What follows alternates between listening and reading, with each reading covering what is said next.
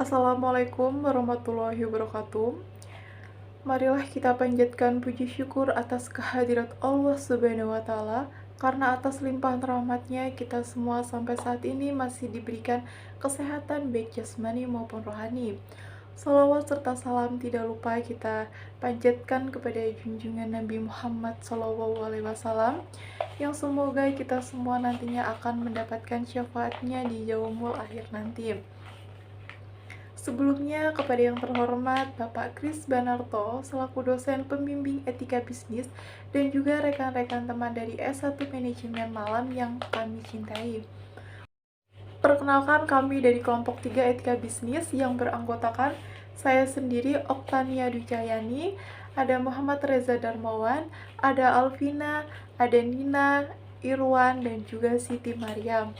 Di sini kami akan mempresentasikan hasil diskusi kelompok kami yang berjudul memakai SDGs melalui Social Business Enterprise. Baiklah, untuk rekan-rekan dari kelompok 3, silahkan untuk memulai presentasinya. Ada 90% responden seluruh dunia yang berharap perusahaan dapat menanamkan program Sustainable Development Goals atau SDGs ke dalam strategi bisnis. Demikian berdasarkan laporan bertajuk Make in Your Business, Engaging with SDGs yang dirilis berkaitan dengan ratifikasi program SDGs oleh 193 negara yang merupakan anggota PBB bertempatan di New York pada September 2015. Indonesia diwakili oleh Wakil Presiden Yusuf Kala dan turut menandatangani agenda SDGs. Pengertian SDGs, Sustainable Development Goals, merupakan seperangkat program dan target yang ditunjukkan kepada negara-negara di seluruh dunia mempunyai visi yang sama, yaitu pembangunan berkelanjutan. SDGs berisi 17 tujuan dan ada 169 target yang berupa rencana aksi secara global hingga tahun 2030. Ke-17 tujuan itu diantara lain mengatasi kemiskinan, kelaparan, hidup sehat, pendidikan berkualitas, air bersih, dan energi bersih. Program SDGs merupakan pembaruan dari Millennium Development Goals atau MDGs. Namun, SDGs dirancang dengan melibatkan seluruh pelaku pembangunan baik pemerintah maupun swasta, CSO, Civil Society Organization, kalangan bisnis, dan akademisi. Peran pemerintah, menurut Charles Vincent, Presiden Direktur PwC Consulting Indonesia, keberhasilan program SDGs ditentukan berbagai indikator, maka dibutuhkan kolaborasi para pemangku kepentingan, interaksi dan komunikasi secara terus-menerus mengenai implementasi yang telah dilakukan dan nilai-nilainya yang telah diwujudkan. Sedangkan menurut Douglas Brugdich dari United National Resident Coordinator menyarankan Indonesia harus mempunyai gambaran besar tentang tujuan dan cita-cita bangsa. Implementasi good governance harus kuat untuk menopang cita-cita itu. Selain itu, pengguna data dan sosial media perlu ditingkatkan untuk melakukan sosialisasi. Strategi pemerintah, Direktur Politik Luar Negeri dan Kerjasama Pembangunan Internasional, Kementerian Perencanaan Pembangunan Nasional, Dr. Insinyur Wisnu Utomo, MSc, mengatakan setidaknya ada 3 strategi pemerintah dalam mendukung program SDGs. Pertama, adanya kemampuan politik dari para aktor negara maupun non-negara seperti LSM, pembisnis dan akademis, mengingat tujuan dan target SDGs yang cukup besar. Kedua, adanya basis hukum yang dapat dipergunakan sebagai payung pelaksanaan SDGs. Di Indonesia diatur dalam Perpres nomor 59 tahun 2017 mengenai tujuan pembangunan berkelanjutan atau TPB. Ketiga, upaya harmonisasi tujuan-tujuan sesuai dengan target, karena tujuan satu akan berkaitan dengan tujuan-tujuan lainnya. Kementerian menjadi salah satu strategi dalam mewujudkan TPB secara efektif dan efisien. Bagaimana respon dari dunia usaha dalam melakukan program tersebut? Banyak perusahaan saat ini yang telah melakukan program CSR, Corporate Social Responsibility, dan Green Business secara berkelanjutan. Adalah Muhammad Yunus, seorang bankir dari Bangladesh yang sukses mengembangkan kredit mikro untuk usahawan miskin dan mendirikan Grameen Bank, yang mengenalkan istilah Social Business Enterprise atau SBE.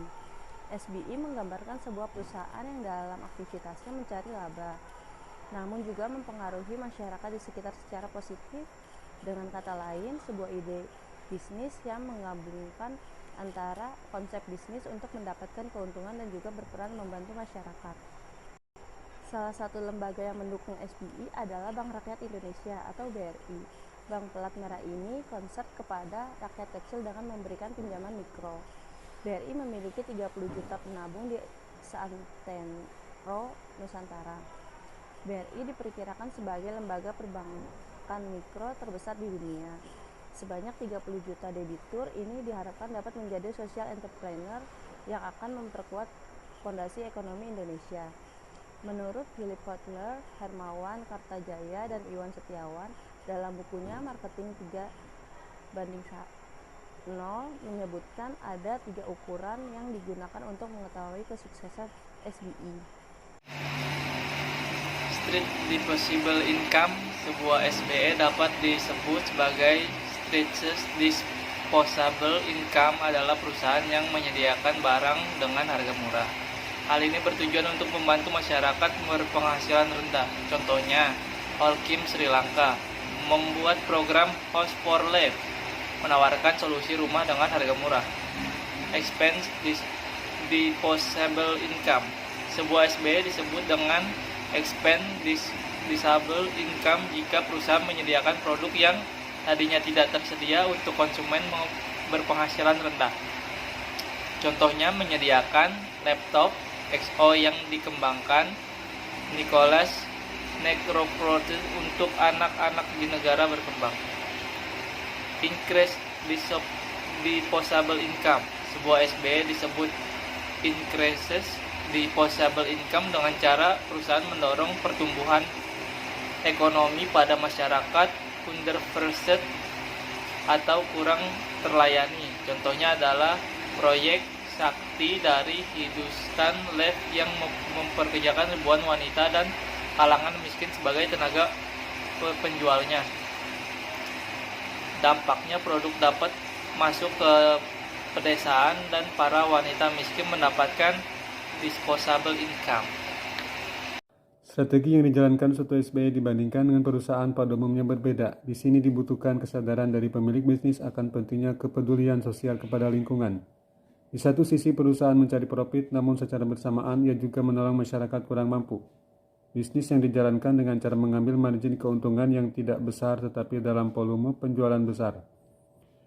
Pemilik bisnis yang ingin menerapkan SBE harus bisa mencari mitra yang dapat mendukung tujuan bisnis.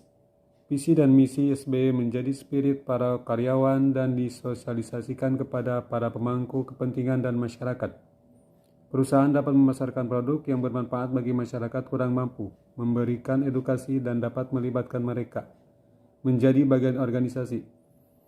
Salah satu keberhasilan SBE dengan melibatkan endorsement dalam memasarkan produk bisa komunitas, tokoh masyarakat, pemuka agama, dan akademisi. Hal ini berkaitan dengan perilaku masyarakat kurang mampu yang cenderung mempercayai para tokoh. Sekian presentasi dari kelompok kami. Kurang lebihnya mohon dimaafkan, dan semoga apa yang barusan kami sampaikan dapat menambah sedikit wawasan ilmu pengetahuan kita.